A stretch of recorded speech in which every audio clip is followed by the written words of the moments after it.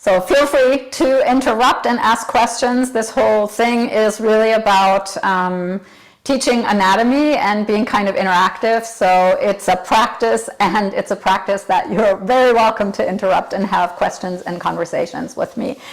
That said, welcome everyone.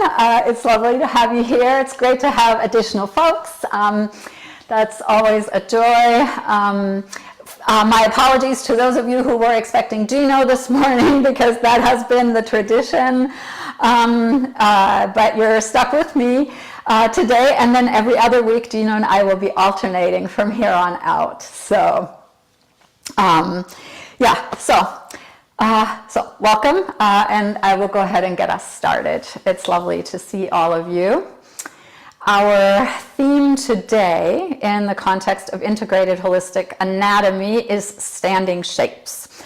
So we will kind of tease apart all of the different considerations that go into engaging in standing shapes, but then perhaps even more importantly, teaching standing shapes. So it's really more about learning enough of the dynamics that are present in the variety of standing shapes that we have to offer our students, than about engaging in a practice. And that's why I said it's okay to interrupt me today if I do something where you're like, why are you doing this? I'd rather you went ahead and asked. The goal is that more so than to have like a great video that we can share out with the public, okay?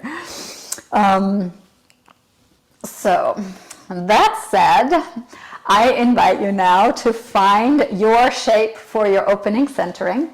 You could sit on the floor, or you could sit in a chair. You could even get comfy on a couch if that felt better for you. You could also lie down on your back. And I suppose you could stand or walk if that felt more auspicious for you. So I invite you to make a discerning choice about how you would like to place your body, knowing that the invitation is to move into an opening centering. And if I could ask that you mute your mics unless you have a question, because there is, yeah, thank you, great. Perfect. Once you've decided on the shape that you will take for your opening centering, take a moment to really be discerning about how you place yourself into that shape. Notice if there are some props, some supports that would be kind and compassionate for your body. And give yourself that gift of physical supports. Sometimes physical supports can also be very kind and compassionate to the arousal or the emotions or the affects that are with you in the morning. Sometimes we need a bit more comfort, sometimes we want some challenge. And so just notice, not just physically, what you might need right now in terms of supports, like blankets, pillows, blocks. If you are lying on the back, be sure to have a bit of a support under the head that reaches all the way down to the top of the shoulder blades, and perhaps something under the knees to bring some ease into the hip joints and the low back.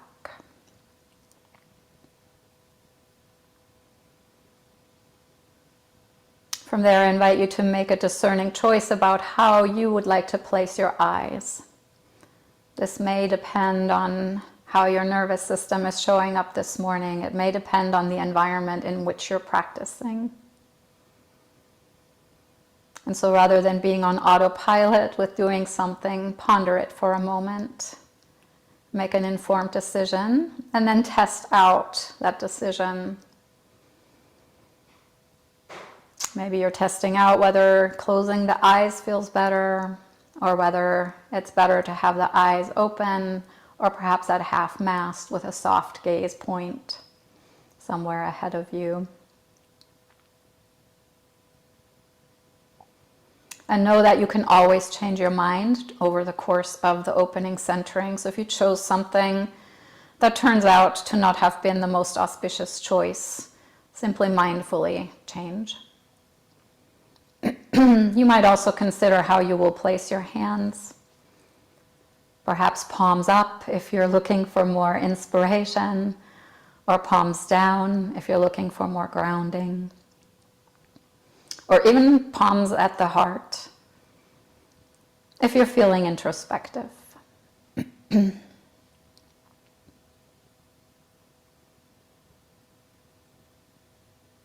With all these decisions behind you, perhaps invite yourself very consciously to arrive in this moment and in this space.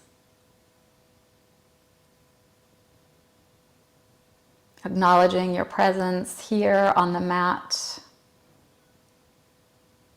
your grounding on the earth, your connection to this community, your arrival in this moment.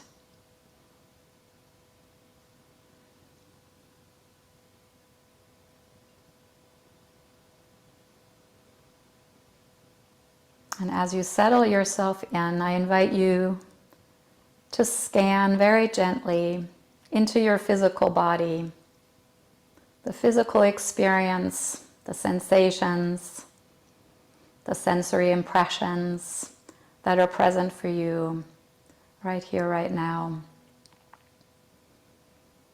There's no particular goal for this scanning other than to meet your physical experience in this moment.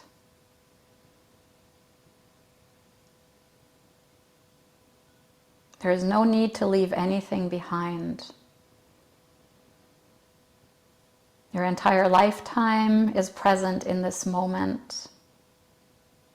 All the causes and conditions that brought you here, they are reflected in how your body is showing up, how you are experiencing the sensations that are emerging from it,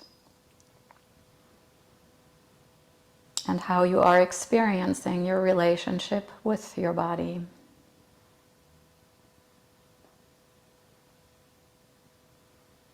Notice if there's any tending to that might benefit your body in this moment. And make an offering if that seems appropriate. Perhaps there's a part of the body that needs a bit of compassion or kindness. Perhaps there's a part of the body that is aching for a focused breath.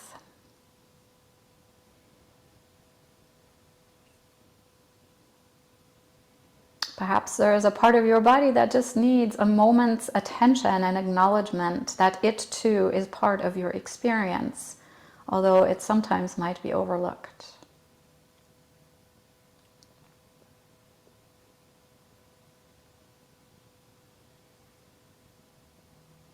And holding your body in loving awareness, I invite you to draw your attention to your breathing.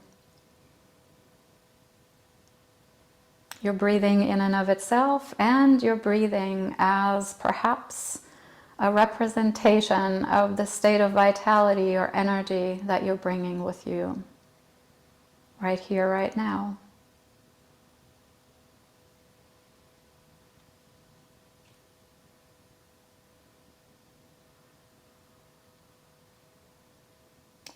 Each inhalation, each pause, each exhalation,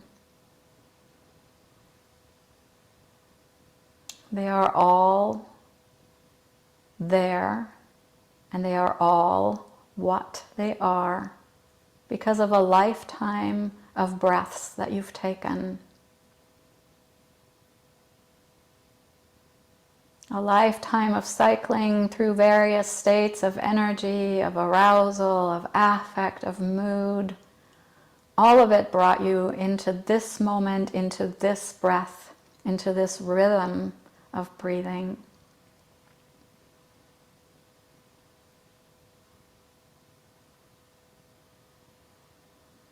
And so as you watch your inhalations your pauses, your exhalations, or however your breath is unfolding, you are also observing a miracle of life unfolding, reshaping, moment by moment.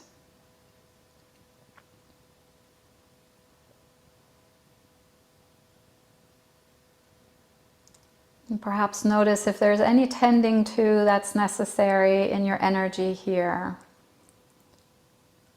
Maybe it would be helpful to create a little shift in your breathing. Maybe if you're tired, it would be nice to focus more on the inhale. Maybe if you're kind of keyed up, maybe it would be nice to focus more on the exhale. Or maybe there's a physical support that would support the breath more auspiciously.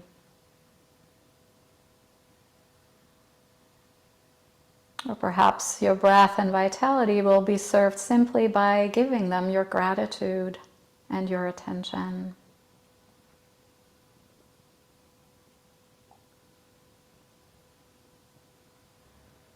Holding your body and your breath in loving awareness, gently draw your attention to your mind to notice for a moment what stories, what narratives you're bringing with you, what emotions might be present,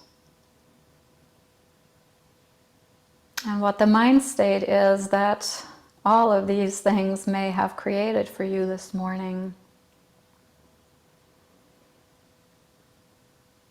Recognizing even here in this complexity of mind and emotions, a lifetime of experiences.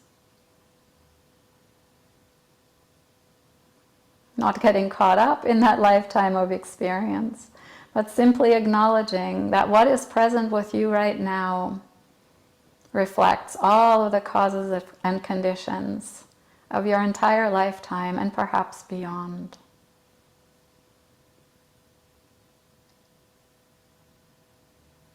And so watch this unfolding of your mind and your emotions with that awe of, wow, a lifetime of thoughts and emotions coming and going, so seemingly stable in a given moment and yet so ephemeral across time.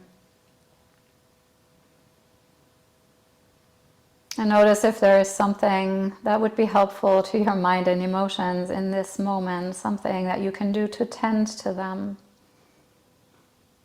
Perhaps simply through gratitude, that they've been there for you for your entire life. Perhaps a focus of attention that gives them a bit of ease.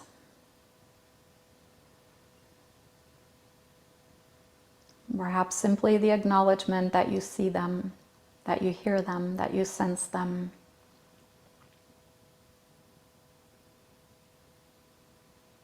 Holding body, breath, and mind in this loving awareness.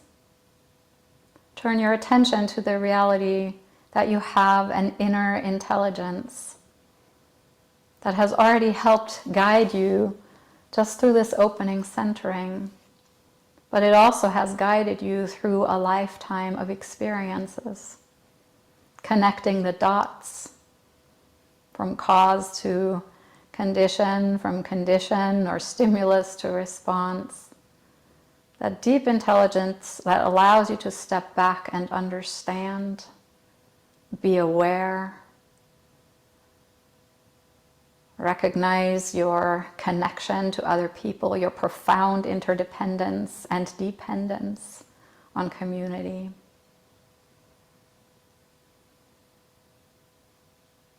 And as you greet that deep intelligence, that deep wisdom within you in this moment, maybe you can also connect to the joy of being human, to the joy of being part of a larger web of life. Maybe that's a bit elusive, or maybe that's very clear and tangible for you this morning.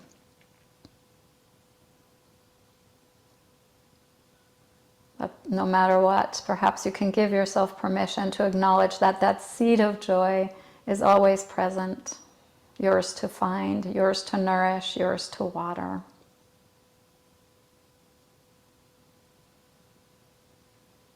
From that place of being connected to your entirety of your experience, I invite you to bring your hands to your heart, if that feels appropriate to you in this moment, as you bow your head to your heart, to invite an intention for your time on the mat today. This could be a simple word, it could be a phrase, or it could be a felt sense, something pre-verbal or transverbal. Or it could simply be an alignment with our shared intention today of exploring standing shapes. Whatever emerged for you, if it feels auspicious to you, I invite you to breathe that intention into your own heart with your next inhalation.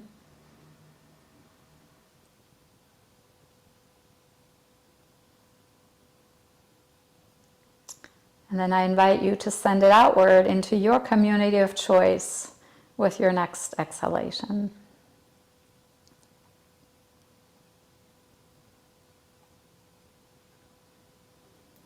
And whenever you feel ready, you can release your hands if they were lifted. You can open your eyes if they were closed.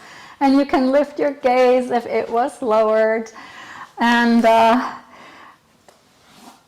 find, if you're not already there, a seat that you can maintain for a little while. You may want a bit of a lift under your sits bones. It might be nice to have a blanket for that. You could also sit, heroes wouldn't work. It needs to be a seat that gives you access to your feet. You could be on a chair, if that is more workable for you. And take a moment just to look at your feet and say hello to them. Wherever they've landed in front of you, one of them might be tucked away and not so visible, but one of them, have it so that you actually have access to it.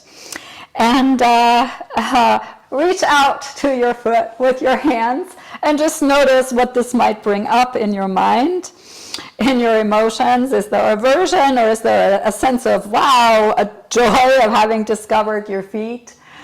Is there judgment about something that you see, or maybe something funny, like I just noticed that my feet are incredibly dirty again. It's only 9 in the morning and my feet are already dirty, or I guess it's 10 o'clock.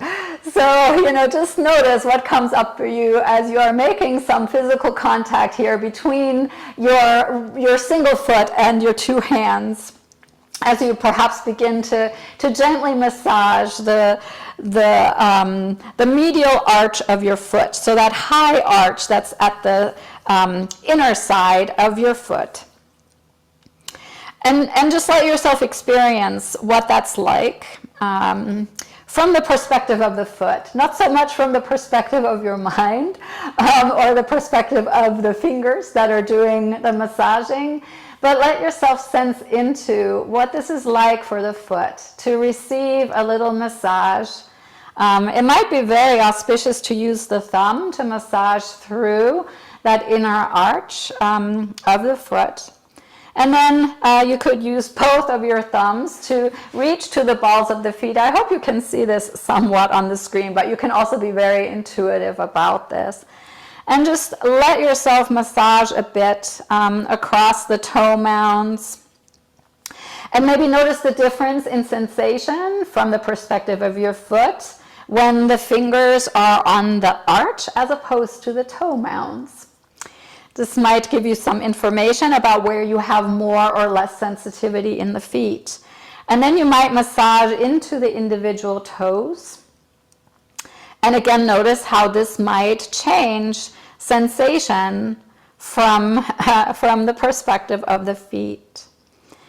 Hopefully your fingers can also wrap around the foot so that you can automatically also massage the top of the foot a little bit as you work your way again toward the arch, this time also paying attention to the outer arch, the lateral longitudinal arch at the outside of the foot, that very stable arch.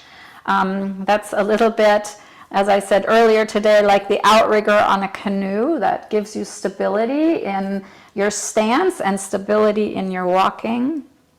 Whereas that inner arch, that medial arch, gives you the resilience with each step to collapse and rebound. And then maybe you're working your way all the way back to the heel, and you might notice again if there's a different level of sensitivity at the heel. You could massage around the back of the foot and then maybe become curious about the top of the foot as you slide your fingers along the length of the metatarsals. There's often a little stickiness between those metatarsals, and so as you run your fingers along the grooves at the top of your foot, you might be amazed by some stuckness there. You can also take your fingers, I'll see if I can come closer, you can see my dirty feet. You can take your fingers and you can bring a little bit of side-to-side movement between those metatarsals to bring a little mobility into the foot along the length of the foot. So you're working now at the top of that medial and lateral arch, but you're also kind of working at the toe mounds where you have that distal transverse arch that for so many people doesn't even exist. If your footprint if you have a wet footprint and you see all your toe mounds, then that arch is probably pretty collapsed for you. Whereas if you see your footprint and you mostly see the toe mounds, the wet spots for your little toe and your big toe, then that arch is in pretty good shape, right? Because it's nicely curved upward. And then maybe massaging across this very stable proximal arch right here that receives all the load from your body. And now we have to do the whole thing again on the other side. And so start again at the bottom and massage from the medial arch upward toward the toes. And here too, just notice what's happening from the perspective of the feet. Yes, I know we're doing standing shapes and we're messing with our feet. How weird, right? But for standing shape to really receive the earth in a sort of, what do I want to say, sensitive way, we want our feet to be really awake, right? And this is a great way of waking up the feet, and we don't tend to spend a lot of time with our feet. Notice if it's easier on the second side to do this. Sometimes just experience where something makes it easier, or if you have different aversions or attachments or concerns that may pop up here. Maybe you've never really thought a lot about the anatomy of your feet, much less your four arches or your corners of your feet, which you could explore here too, right? You have potentially four corners, the big toe mound, the little toe mound, and then for some people, the entire heel is the third corner. For some people, they have very distinct sensation in the outside and the inside of their heel, and so they're four-corner people. So as we stand up later, I'll come back to this and I'll invite you to pay attention to whether you're a three-corner person today or a four-corner person. And sometimes it changes, right? Because the sensitivity of our feet change. If you haven't gotten there yet, make sure you get to the toes, giving each toe some individual attention. And then if you'd like, at some point, come to those metatarsals on the other foot and see if there's one foot that has more stickiness than the other, or if they're about the same. Or maybe one, you could look at it from the positive perspective, maybe one's more mobile than the other. And, as you're exploring your feet, you could also ask yourself, if you encounter certain experiences or sensations, what are they reflecting about how you might walk in daily life, or the kind of footwear that you have in daily life, and how that may contribute to the experiences and sensations that you're encountering here. And then at some point you can let go of the massage, or you can continue to go if you would like. Another way to do this, if you really have a strong reaction, and I could have said this earlier, is you can always have a ball between your hands and your foot and use the ball to create that sensation, but you're not going to have either the intimacy with your foot that you have with your hands or the fine motor control with a ball. From here, and this you can now do on both sides at the same time, I invite you to bring your feet out in front of you in some way that makes them accessible to your hands, and then thread your fingers between your toes. I will show this like this on one foot. You might start with the space between the little toe and the ring toe, and then so on, and thread your fingers through here. And then press the fingers out into the toes. Yeah, to spread the toes. Thank you. I can see some feet on the screen. That makes me very happy. And then you can also squeeze. Yeah, that's great. You can squeeze the fingers into the toes. And then you can squeeze the toes into the fingers, totally different sensation, at least for me. Or you can spread the toes out. Like, play with this a little bit, and do it if you can, do it on both sides at the same time, just for time's sake, right? And while you are continuing to do this with your feet and your two hands, I will also say that you can also do this with your feet, so that you can actually thread. Let's see if I can literally do this in Navasana here to get my feet on the screen. It's a little bit challenging. You can, no, I can't do it. But I'll thread them and then I'll bring them back up. But you can thread your toes into each other. This is actually a really fun thing to do. And then you squeeze, instead of the fingers to the toes and the toes to the fingers, you squeeze the toes to the toes. So yeah, exactly. I love seeing that on the screen. So it's a really great way of bringing some width into the toes, some gaps between the toes. It creates a lot of sensitivity in standing shapes. And then you can unthread them like one toe at a time, one finger at a time if you haven't already. Whoops, let them go. And from here, do come to standing. We're not going to go through all of the fancy footwork that we can do. I'm just giving you a few little samples. You're not going to see all of my head, but that doesn't really matter. And just look at your toes and really sense into the toes, and also pay attention to your footprint right now.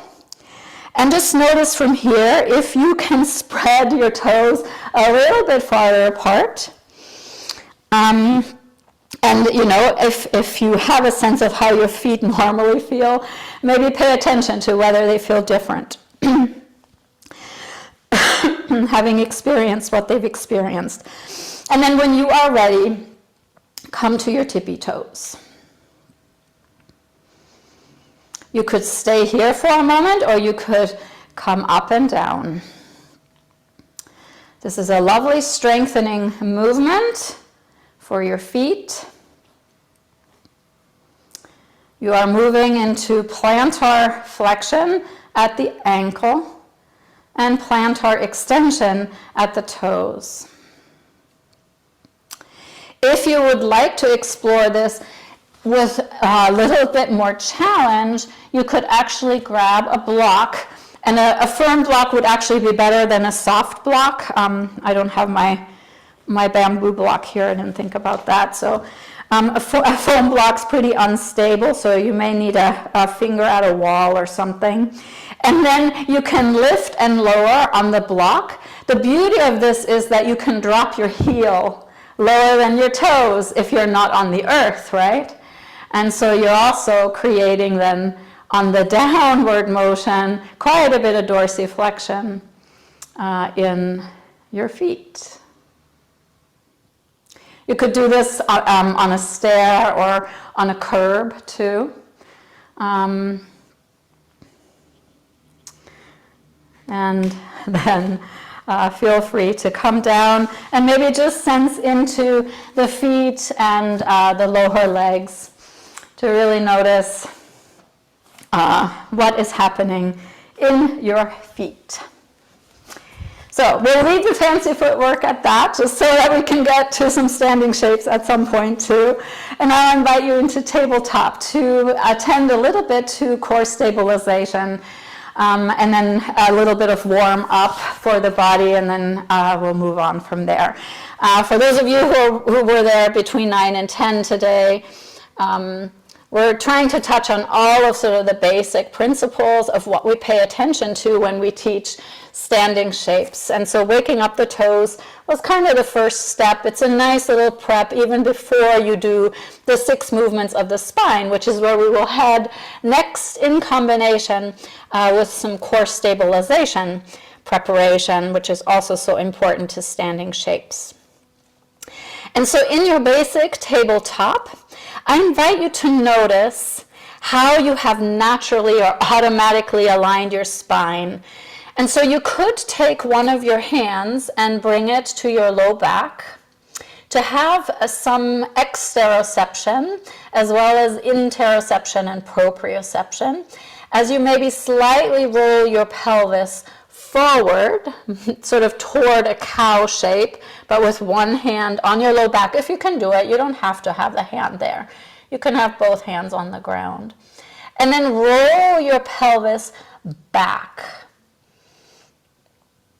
And just move back and forth like this, perhaps with your breath.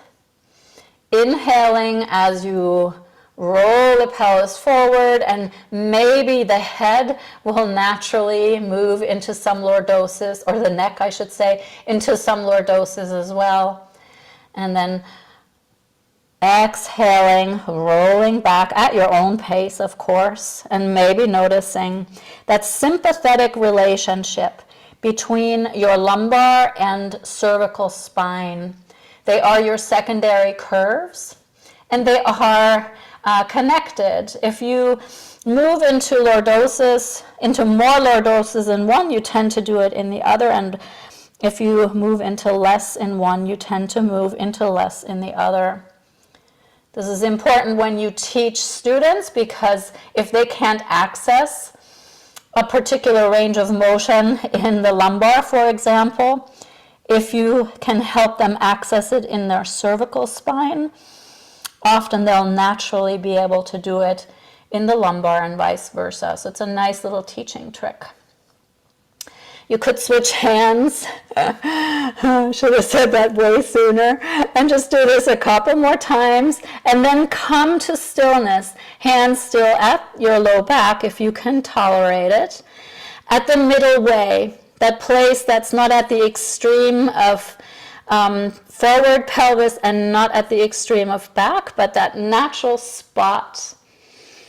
And let your hand feel the curve here in your low back as sort of a way of exploring quite tangibly your natural curve in your lumbar spine.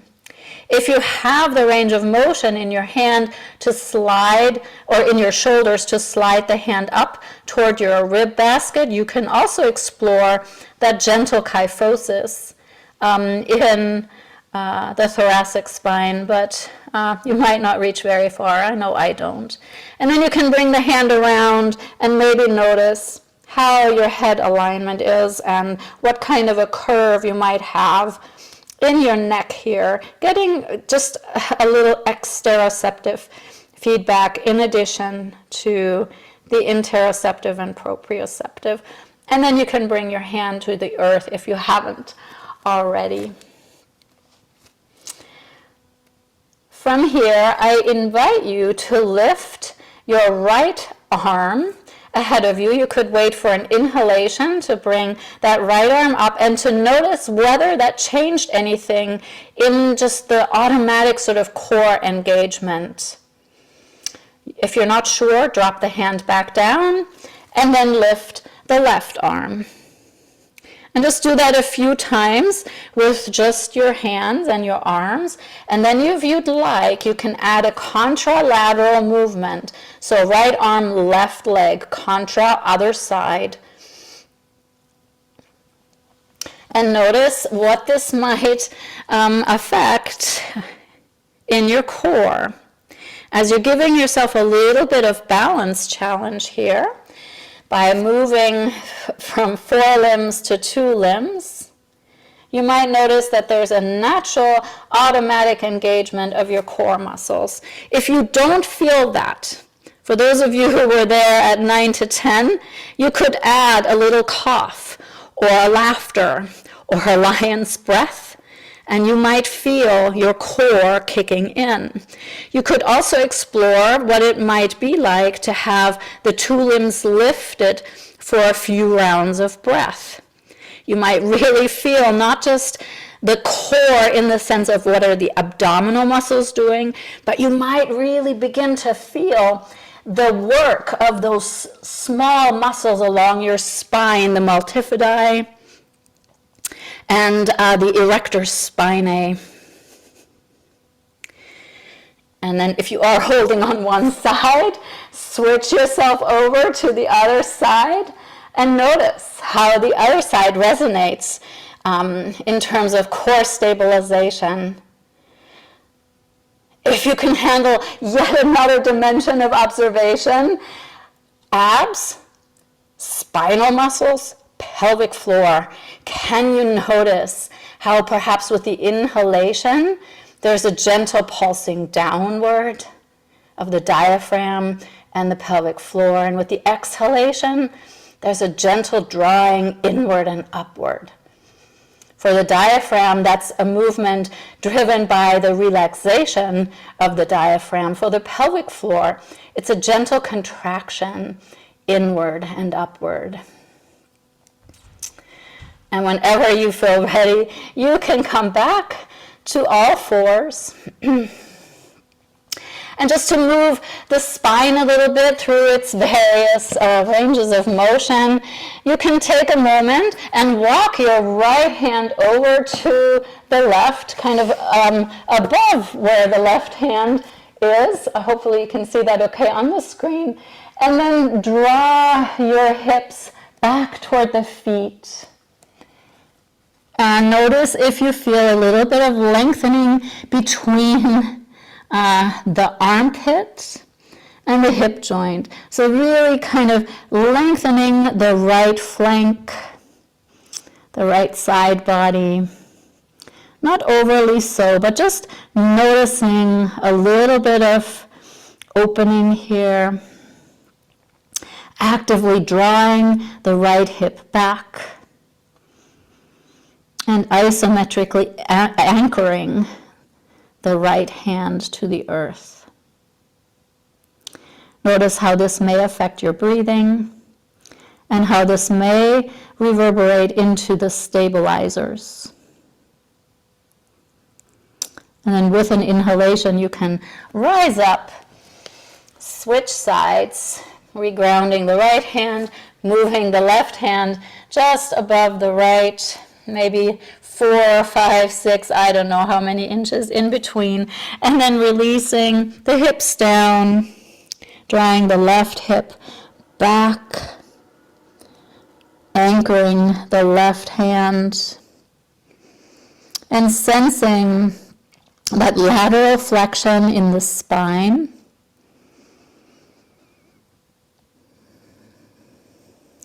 And the engagement in the side body. The effect this may have on your breath, and the reverberations this might have in terms of how you sense your stabilizer muscles from the pelvic floor through the abdomen into the back body.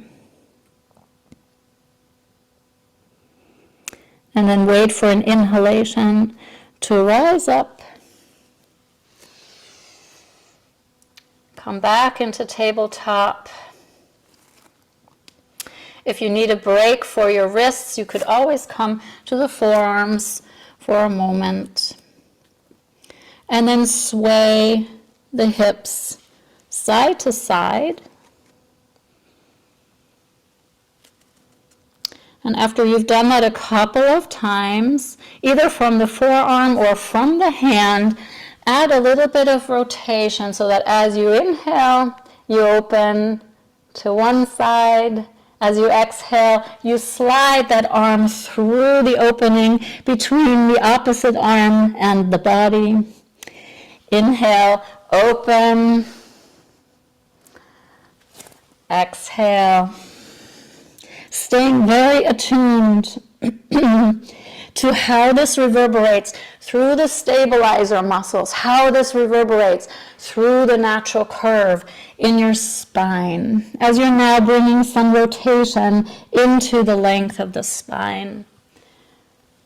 When you've completed your next twist or rotation on this side, switch sides. And let yourself move in the other direction. And again, you could be on the forearm or you can be on the hand. And if this were too challenging for you or for one of your students, you could always have the hand on a chair, for example. I have lots of folks who do this way. And it's just as effective for the spine. It might even be a little bit harder in terms of sort of kicking in the stabilizers, or more demanding in terms of really needing the stabilizers. So something to play with and something to consider. There's lots of variation in how you can do the 6 movements of the spine in preparation of almost any type of yoga shape. Next time you rise up, let that be the last time you rotate to that opposite side. And when you lift up from here, you can come and swing yourself around to a hero's shape.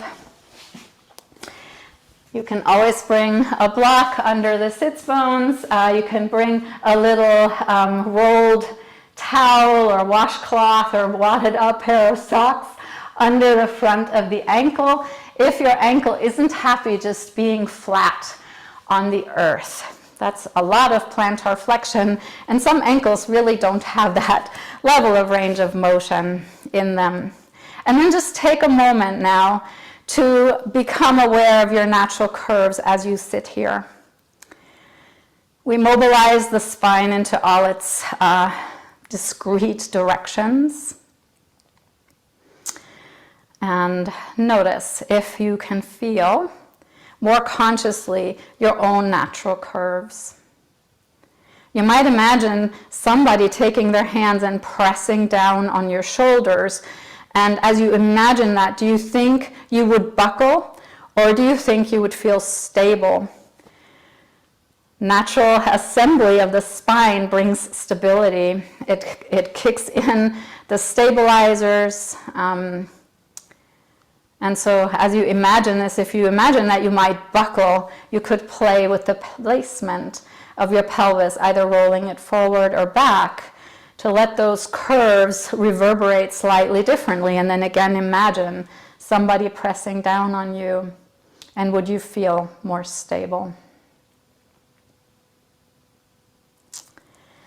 Chris, From here, yeah. in the sequence that we just did, Uh-huh. does it matter how wide or narrow your knees are?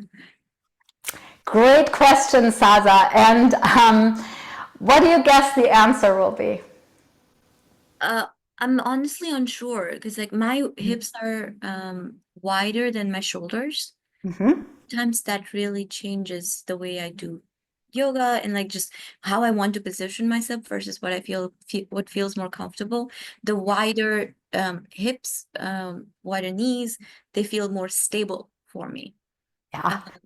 But then at the same time, I'm not sure if that's what is anatomically best for me because I'm looking at my arms and it's kind of narrower than my knees. Yeah, I love this question, and I love your answer because you are in essence answering your own question.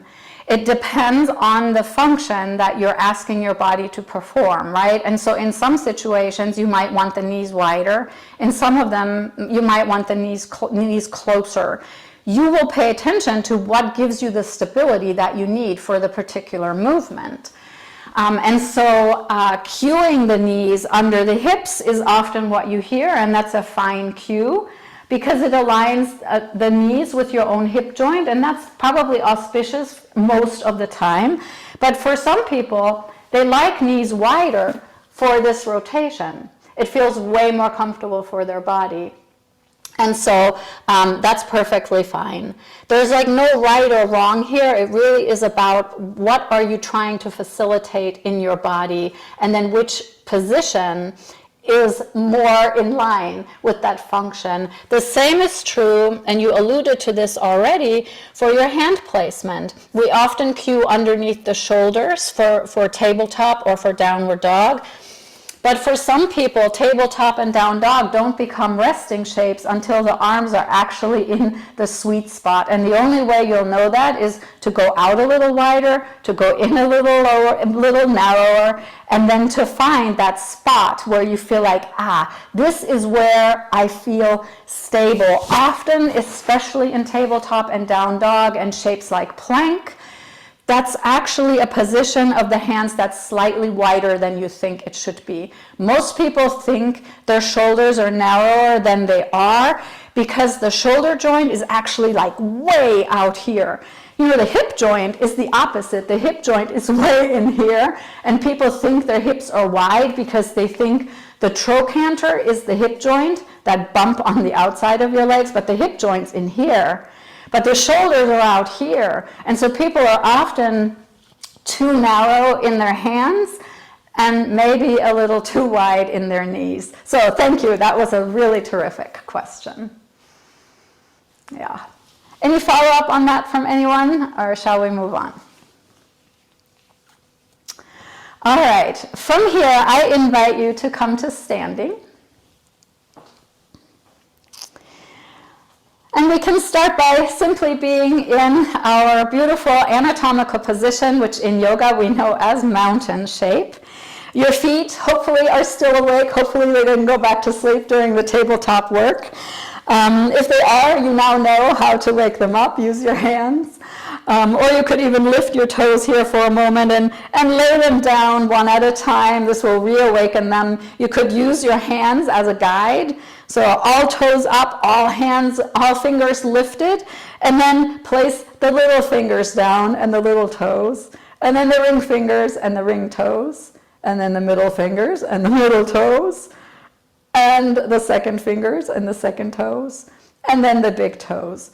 You might notice you have some codependent toes that when, whoops, they all went down together, but over time you might really be able to have the muscular control to lay them down one at a time.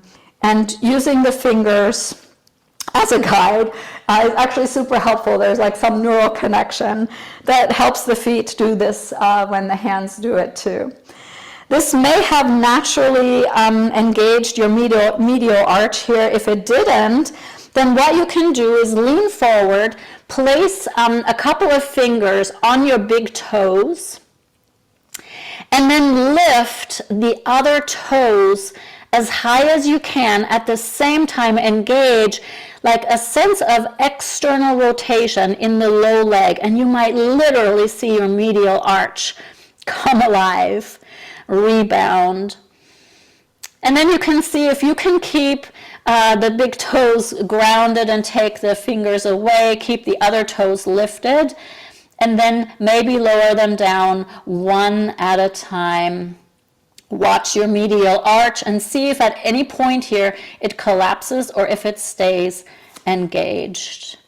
And then keep that isometric sort of external rotation in the feet and in the low legs, and get a sense of the aliveness in your feet and in your low legs. Yeah, can you sense that? This may actually feel like a whole lot of work. There's nothing visible on the outside. And then sense again into sort of the totality of this mountain shape, maybe using your hands to feel the lordotic curve and compare it mentally to the lordotic curve that you found in tabletop when we did the pelvic tilts, anterior and posterior, and then found that middle way. You could even redo that pelvic movement here to find the middle way. Or you can simply be where you are and sense into your mountain.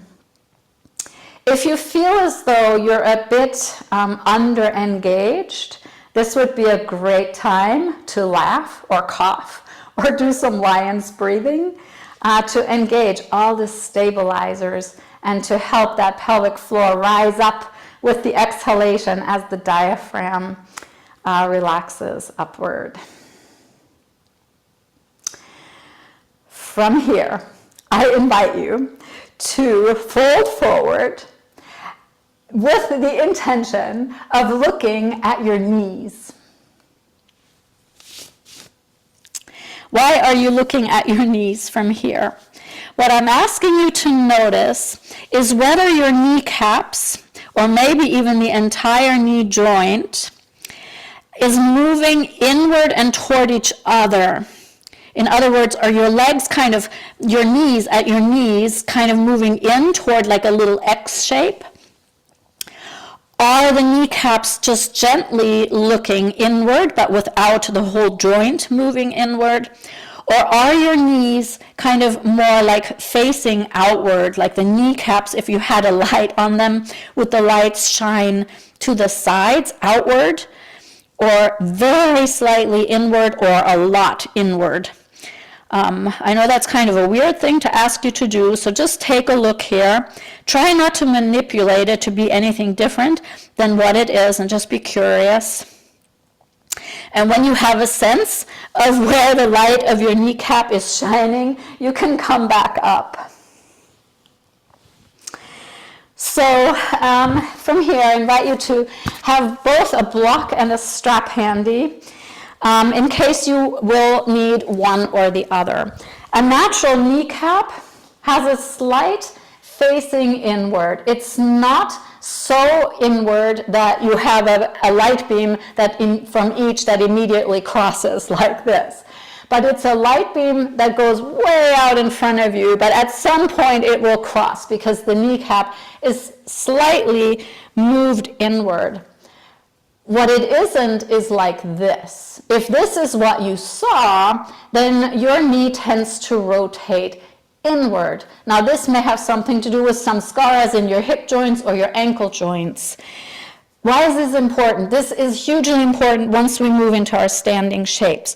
If this is what your knees did, I'm going to invite you in mountain to work with a strap around the thighs.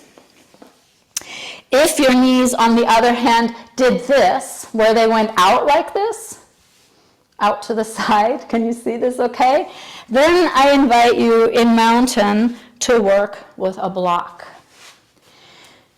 The idea being that we want that knee joint, the joint between joints, right? It's the joint between the hip joint and the ankle joint, and it has to pick up the lack of range of motion in either one of those other joints. If your knees tend to buckle outward, you want to help them come into healthy alignment by engaging the adductors and strengthening the adductors, drawing in and squeezing the block. If that was your thing, that the knees went out, this will feel like a completely different mountain shape.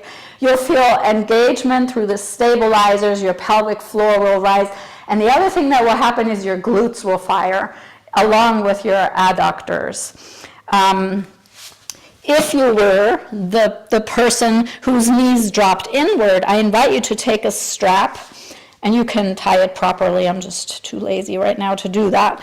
You can buckle it, and then in mountain shape, you actually then press the legs into the strap, and you'll feel a lot of engagement in all of the external hip rotators. You'll create engagement in the deep 6 muscles. And you'll counter that inward rotation that your knees may have gotten used to because of, again, some kind of samskaras. This is the more common pattern, that the knees are moving toward each other as opposed to away from each other. And that's because our glutes kind of go to sleep when we sit a lot. And so often, when you work with people in mountain shape or when you take yoga classes, the cue is to have a block between the legs. And that's a great cue. You can do both. You can alternate. That's a great cue in terms of engaging the glutes and drawing the pelvic floor in. So it has great utility no matter what your pattern. But if this is the only thing you do, and you have inward moving knees already, you're also supporting that already existing pattern. So you also want to really pay attention to the fact that for many people, the adductors the external hip rotators and the glutes are kind of amnestic. It's literally called gluteal amnesia. And so you want people to press out into the strap and have this pattern. Okay, why am I belaboring this? Because this is already great in mountain shape because we can play with knee health that way, finding that nice alignment of the knee as the central joint between the ankle and the hip. When we now move into warrior shapes, and we'll start with warrior 1. So come into sort of a pre-lunge position where you're just coming into flexion in the right hip joint. Let's just all be on the same side. And extension in the left hip joint. Warrior 1 happens in the sagittal plane. Okay, of course there's glute engagement and a little bit of that, this and that, but the primary movement in the hips in Warrior 1 is in the sagittal plane. It's flexion in the forward leg and extension in the back leg in terms of pelvic alignment. If you now move forward into the lunge, maybe your back heel will lift up. Whatever you do, do not anchor that heel anywhere. Let it float. Or if you want to anchor it, it can anchor in line with the toes, but not off to the side like you usually hear. This is a Warrior 1 lunge. You will see now your knee pattern in this lunge position. Does your knee collapse in?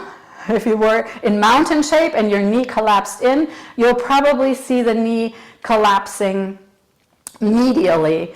If in mountain shape your legs separated, your knees kind of separated, you might be rotating your knee out. Either way, there's a bit of a torque in the knee because the hip and the ankle joints are stable. So any deviation from the midline means there's rotation in this hinge joint that's really only supposed to move through flexion and extension.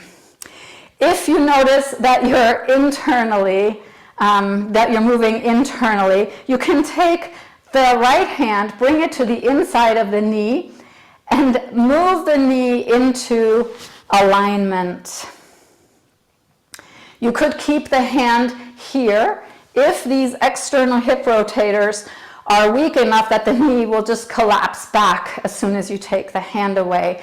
Then this would be how you would do your lunge for a while, is with that hand guiding the knee. If you can guide the knee to position and it doesn't revert, you might then take your hand to the outside of the knee and press the knee into the hand and the hand into the knee. And you'll feel a lot of engagement in the right external hip rotators. I know this is a lot of work. So hang in there. You might start to shake a little bit. And then you can straighten the leg and look at the knee and see what it did. Did it collapse back in? Bring it back out in this straight leg now. And then you can step out of that lunge on this side.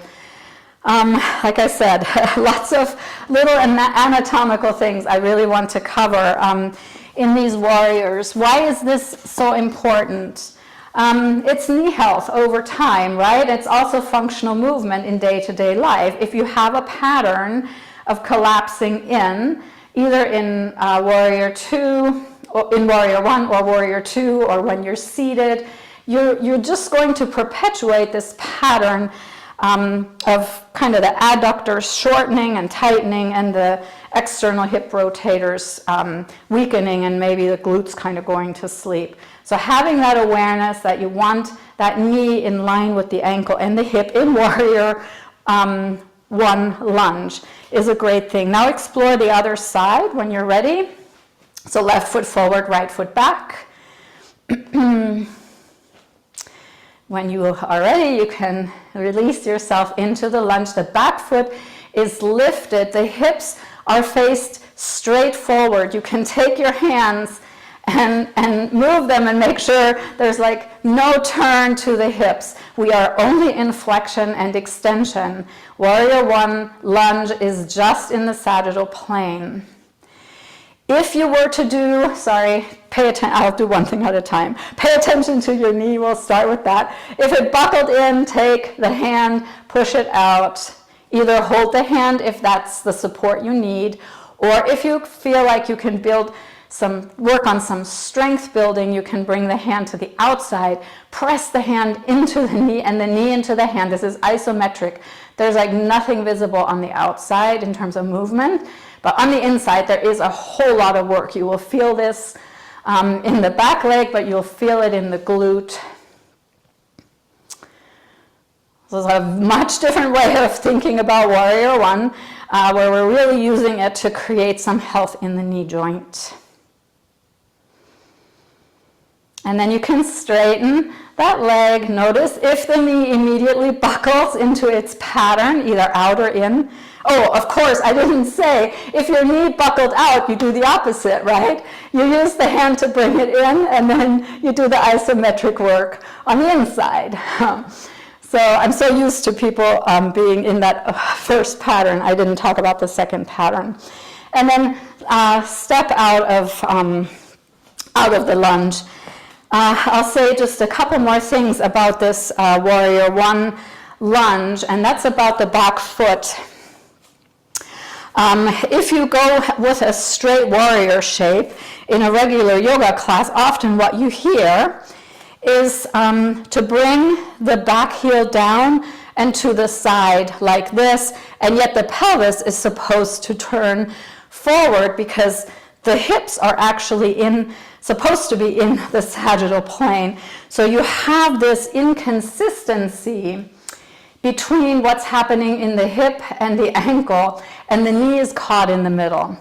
And so I really highly recommend that you don't teach Warrior 1 in that way, because it will torque the knee for 90% of your students, because they don't actually have the mobility in the hip to bring that hip forward at the same time that the back foot is on the side. Now, if you have some hypermobility and you can do this, more power to you. But in terms of sort of teaching therapeutically, you're much better off asking for the back heel to lift and to be in line with the toes. And now your pelvic alignment is forward, your ankle alignment is forward, and there is no risk for your knee being torqued in any way. If that lift in the back heel is problematic, you bring a blanket behind you or your student, and the back heel can then rest on the blanket, and that way it's super stable, everything is lined up, and so you could try that. For some people, you might even use a block.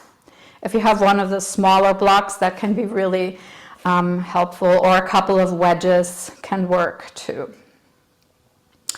So that's the idea of Warrior 1, is it's in the sagittal plane. You want to pay attention that you're not abusing the joint between the joints, letting that knee be in its natural position, letting the back heel float straight up, not down to the side, so that you're not abusing the knee joint. Warrior 2 is coming from a very different place, but Warrior 3 is actually a perfect follow-up to Warrior 1. So if you are, you could have like a wall in front of you if you're feeling a little unbalanced or whatever. We're going to just quickly move from Warrior 1 to Warrior 3. I want to keep enough time left that we can also look at the Warrior 2 base. So start with your lunge position, your Warrior 1 lunge position.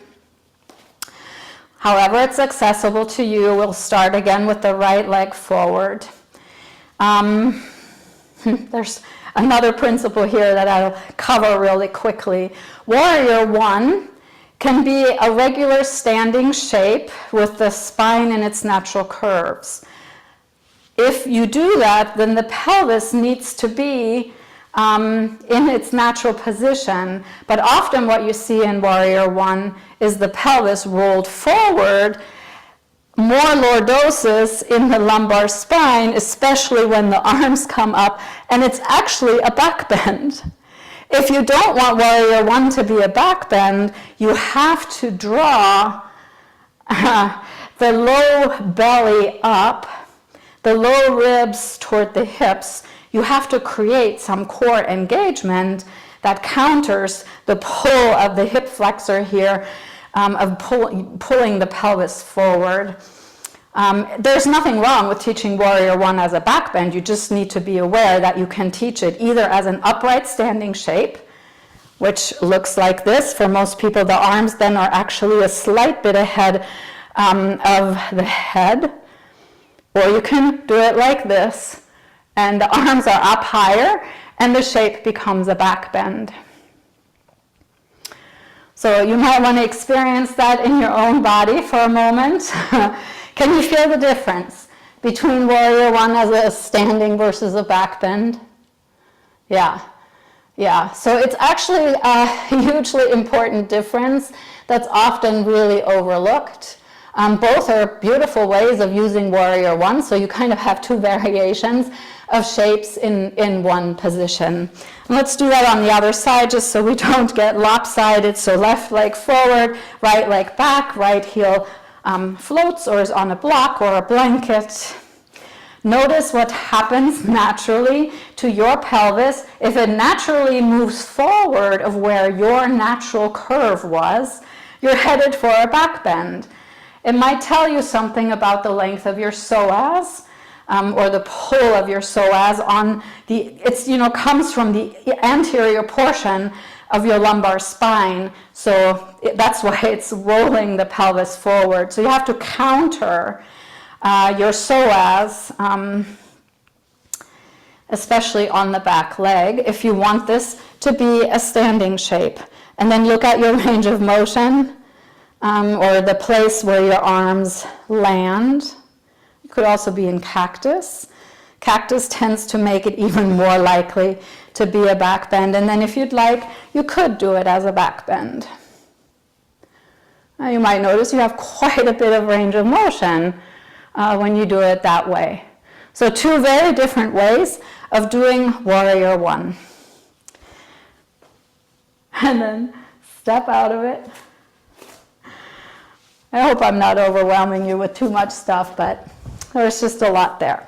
Okay, now we'll transition from Warrior 1 into Warrior 3. We'll start again with the right leg. Come into your Warrior 1 as a standing shape, not as a back bend. That's the key, okay? That's why we had that little interlude about Warrior 1 as either a standing shape or a back bend.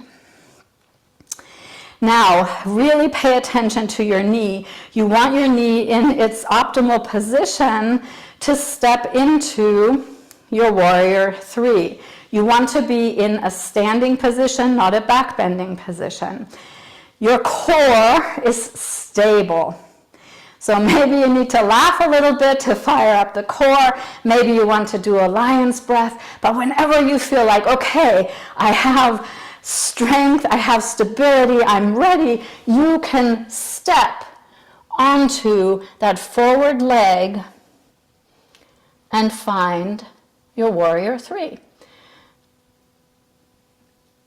You can have the arms to your back, you can have the arms to your side, you can have your arms forward, you could have a finger on a ledge or a wall to make yourself not worry so much about falling.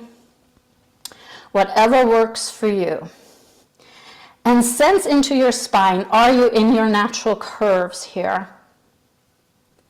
If you'd like, you could then come forward and move into some variation of a standing splits. Don't overdo that.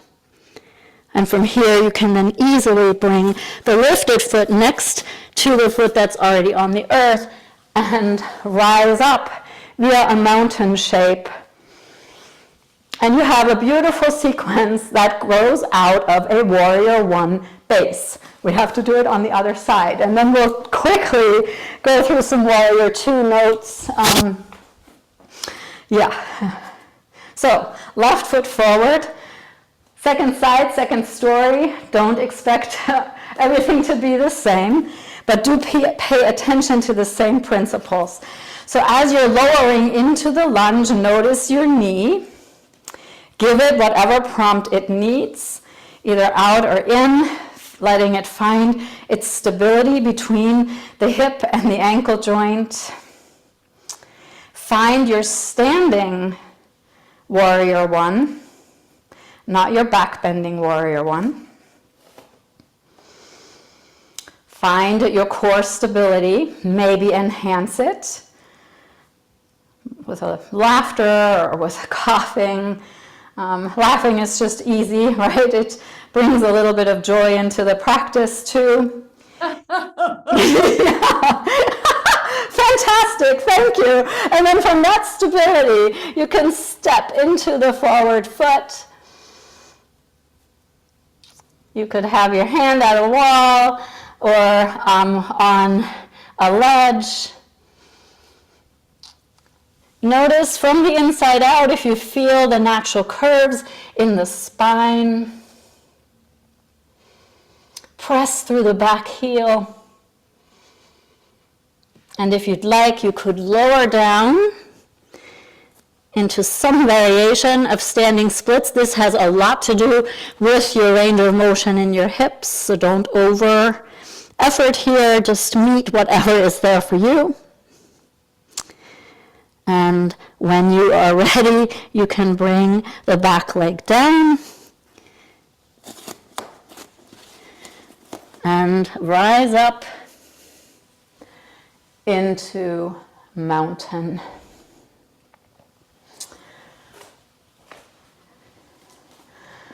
So that's a very lovely sequence based in a warrior one base of the hips. We don't really have too much time for warrior two, so I'm just going to show you the major differences between a warrior one base and a warrior two base, and the big differences between the two have to do with the planes of movement that are involved. Warrior one, warrior three, the standing splits, they're all in the sagittal plane. They're mostly flexion and extension. There's always other movement, right? That's a simplification. But the primary movement is flexion and extension, aligning the knee joint, aligning the hip joints, and finding stability. Warrior two comes from the frontal plane. It often is accessed through a wide-legged stance, right? Where we then turn one foot out and the other foot in. And the pelvis is not just, or the hip joint is not just in flexion and extension. In fact, where did it start? It started in the frontal plane in abduction. What the turning out of the front foot asks that hip joint then also to do is to have, in addition to abduction, you can just do that part. Be in your wide-legged stance and just turn the right foot out to the side and bend the right knee. You don't have to go very far. Just feel that. And you'll notice you've just added external rotation to that front leg. If you have a wall, easily accessible, I invite you to do this at the wall and to notice what happens with your hips when you turn that right foot out. Remember, the knee wants to be in its happy space. When your knee is in the happy space, where are your hips relative to the wall? Is the whole back of the pelvis still at the wall, or did something shift in the pelvis? For the majority of students, the opposite side of the pelvis, in this case the left, because we're bending the right knee, has moved away from the wall. What does that tell you?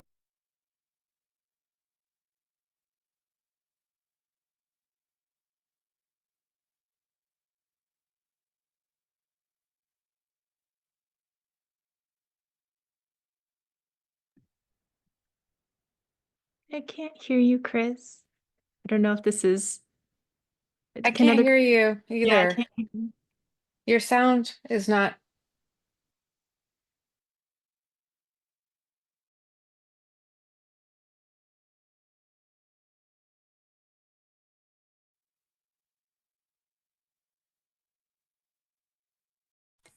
Can you hear me?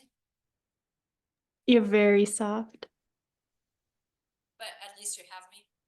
Yes, Okay, I'll just have to talk really loud. I think Oh, my that better. Yes, Better. okay, great. So I'll just talk really loud. So I don't know where I lost you, but what I was saying is did you hear the wall work? yes. Yeah. So what I was saying about the wall work is what it gives you is feedback that the instruction of paralleling the hips to the long side of the mat in Warrior Two make no sense because your hip joints are not constructed for that range of motion, at least not for most people. If you look at this in my body, look at my knee, okay? This is my happy spot for my knee, okay? If I open my pelvis, look at where the knee ends up.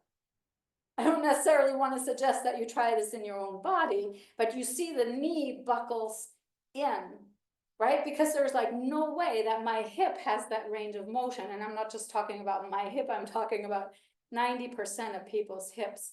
So what really happens in Warrior Two to be more in line with your anatomy, so come back into your lunge shape, what you'll notice if you're not striving to open that pelvis to the side, parallel with the mat, let it land where it feels natural and where the front knee is in line with the ankle and where the back knee is not torqued in one direction or the other. And you may find, number one, that your stance is never going to be front heel in line with the middle of the foot in the back, which is another instruction you often hear. The other thing you're going to find is that your pelvis is going to be at a diagonal.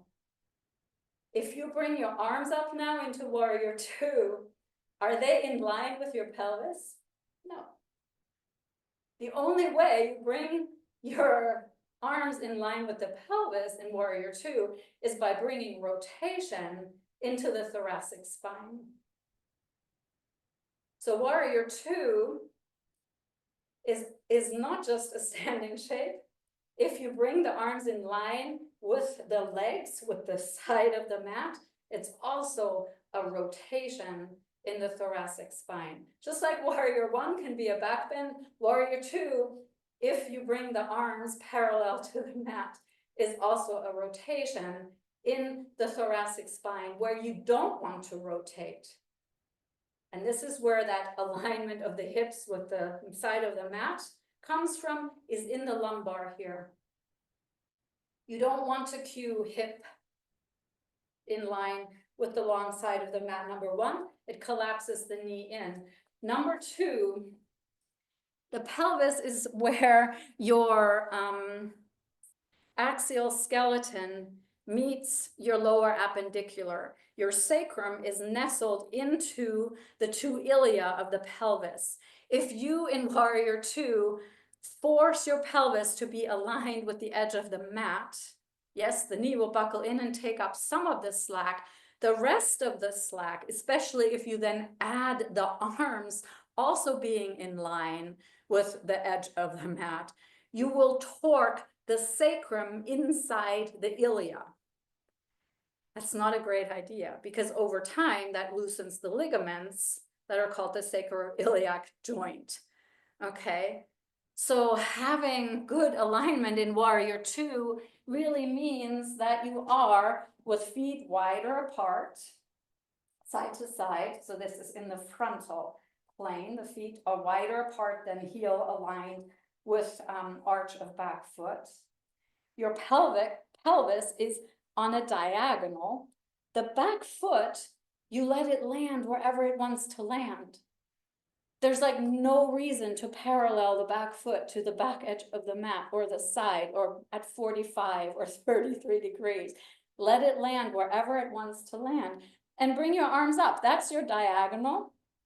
And then if you would like to add a rotation, you can, but it comes from up here. It doesn't come from down here where you're torquing the lumbar. The lumbar doesn't have much rotation.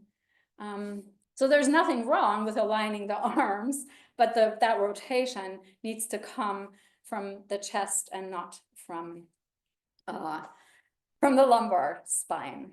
Okay, so all right, that was a lot of work, and I invite you now to settle yourself in a little bit. Maybe you find a mountain pose, maybe you find a hero's shape. To just transition from all of the work in those sets of warriors. Warrior Two, by the way, then moves into side angle and Trikonasana and half moon. But we don't have time for that today. But there are videos out there on the YogaX channel about all that. So I invite you to settle just into a seat for a moment and to let yourself absorb a bit of that maybe somewhat Rajasic practice.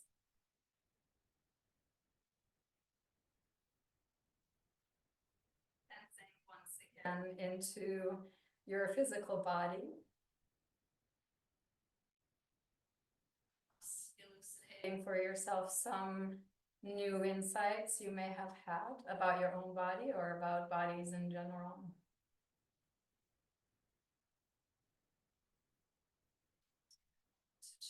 With your breathing.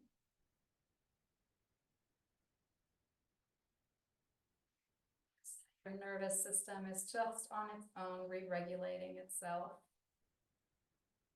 from all of the effort of the practice.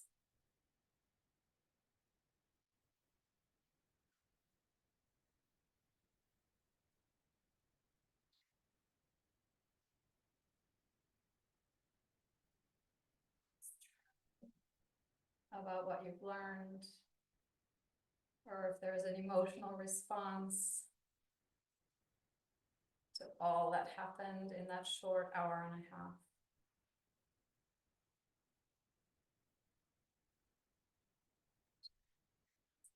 And trusting the experience on the mat to a deeper, wise part of you, to integrate what you need to integrate, to let go of what you can let go.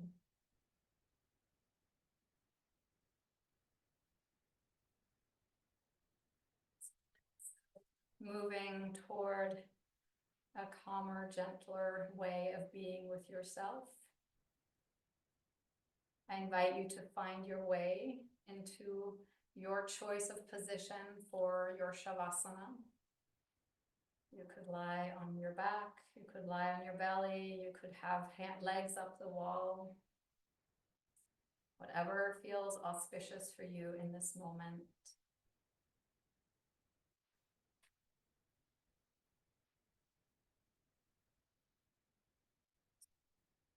You may want to add a layer of clothing or a blanket.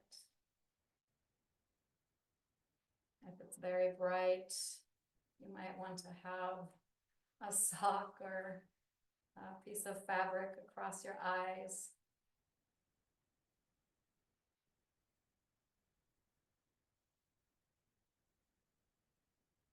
Invite your body to surrender its weight to the earth.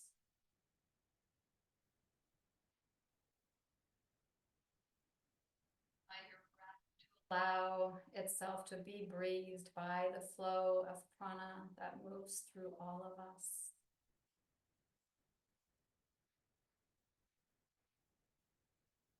Invite your mind to surrender any thoughts, emotions, plans, and ponderings to your deeper inner wisdom that will know what needs coming back to.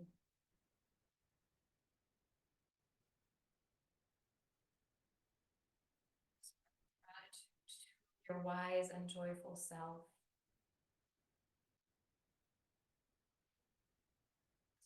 Place yourself into about a minute or two of silence until my voice brings you back.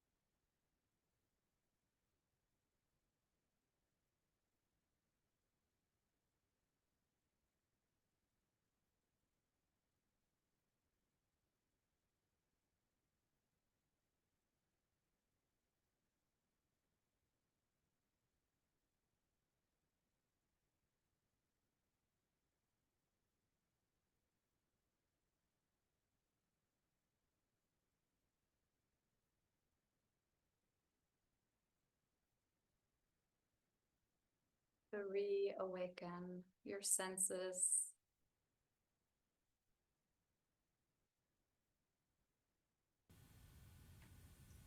Reattuning yourself to stimuli in your outer environment. Perhaps taking in the sounds around you. Perhaps noticing the clothing on your skin, the earth beneath you, the aroma in the air in the room in which you're practicing. Perhaps sense inward into your body and notice if there are any little moves or stretches or wiggles that might want to emerge.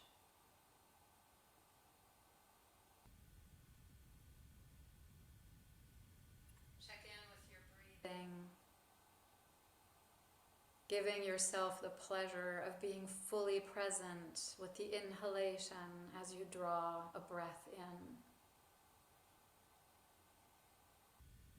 Fully present with the exhalation as you release a breath out.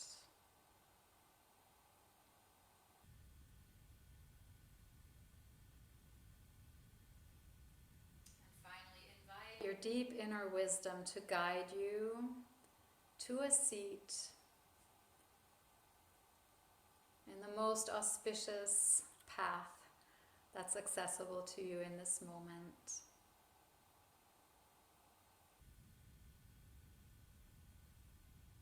So that you may receive the joy of us closing the practice together.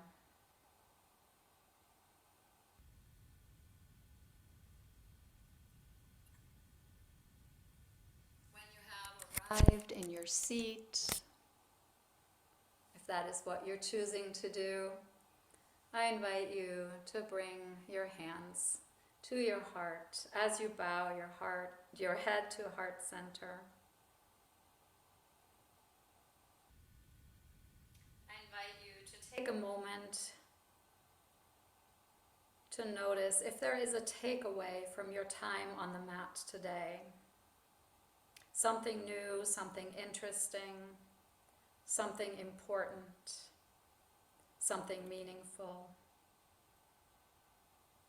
And notice if that takeaway in some way connects to your intention that you had set at the beginning of class. Perhaps creating a dedication from your time on the mat. A greater purpose, a greater meaning. And if there is such a dedication, I invite you to wait for your next inhalation to bring that dedication into your own heart first. To absorb it, to integrate it, to allow it to infuse all of your koshas. And then to wait for an exhalation to send that dedication outward into your community of choice.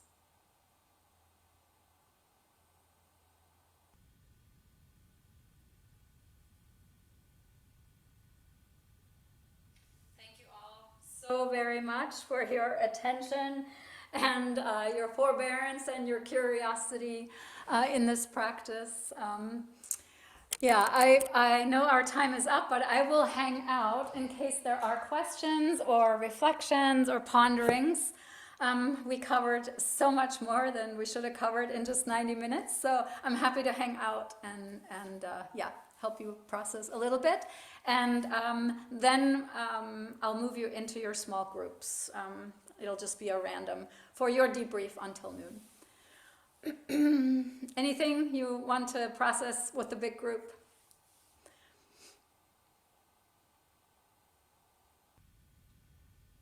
All right, hearing none, I will just go ahead and bring you into your breakout rooms. And you will sign into your small groups at 1 o'clock for your own teaching. So you have a little bit of time to decompress. And some of you I'll see at noon. In the practicum.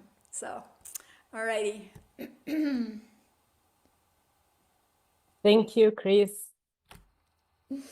You're Beautiful. welcome. Thanks for being here. A message to the 200-hour students. You are so lucky to have a teacher like Chris and Gino. Amazing. Thank you so much. Oh, thank you. You're All right, welcome. you guys, enjoy your 1 o'clock. Enjoy teaching. Bye.